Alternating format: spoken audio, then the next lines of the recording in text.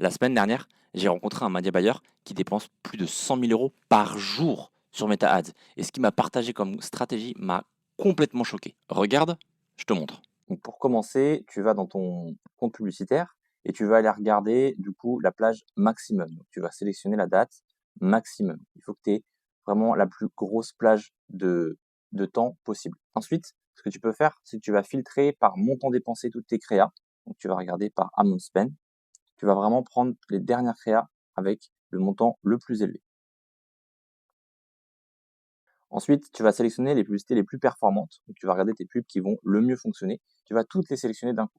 En fait, l'objectif, c'est que tu sélectionnes des publicités qui ont généré un bon retour sur investissement publicitaire, mais que tu as peut-être désactivé à cause de la fatigue créative. Donc, note toutes ces publicités que tu trouves qui sont ultra performantes et crée du coup une nouvelle campagne. Je te montre. Ce que tu dois noter pour ta publicité, c'est que tu dois cliquer ici et ensuite tu dois aller sur post avec le commentaire. Et ce que tu dois noter, tout simplement, c'est ce numéro-là. C'est donc ensuite, tu vas aller créer une nouvelle campagne. Et dans cette campagne, ce qui est important que tu fasses, c'est que tu changes donc une campagne vente et que tu changes le bid stratégie. Et donc là, au lieu de mettre en volume élevé, il faut que tu mettes un coût par résultat global, ce qui va te permettre de pouvoir faire du cost cap, donc la limite d'enchère. Donc ici, comme tu peux le voir, tu vas avoir accès à la limite d'enchère. Et donc juste ici dans ton ads, tu vas pouvoir sélectionner ta limite d'enchère.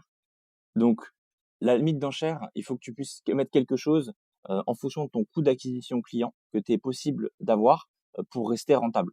Donc, ne mets pas quelque chose de trop limitatif pour Meta, sinon il ne va pas réussir à dépenser suffisamment. Donc il faut que tu mettes un coût par résultat qui fasse sens pour ton business, juste ici.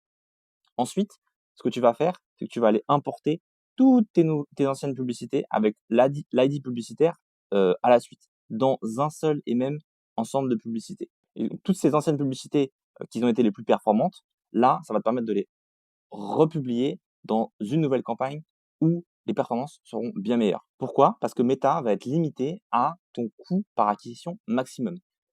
Moi, personnellement, j'ai trouvé cette méthode ultra efficace pour pouvoir redonner vie à des anciennes créatives qui étaient fatiguées pour retrouver de la performance rapidement sur le compte. Pour plus de conseils et d'astuces comme ça, abonne-toi.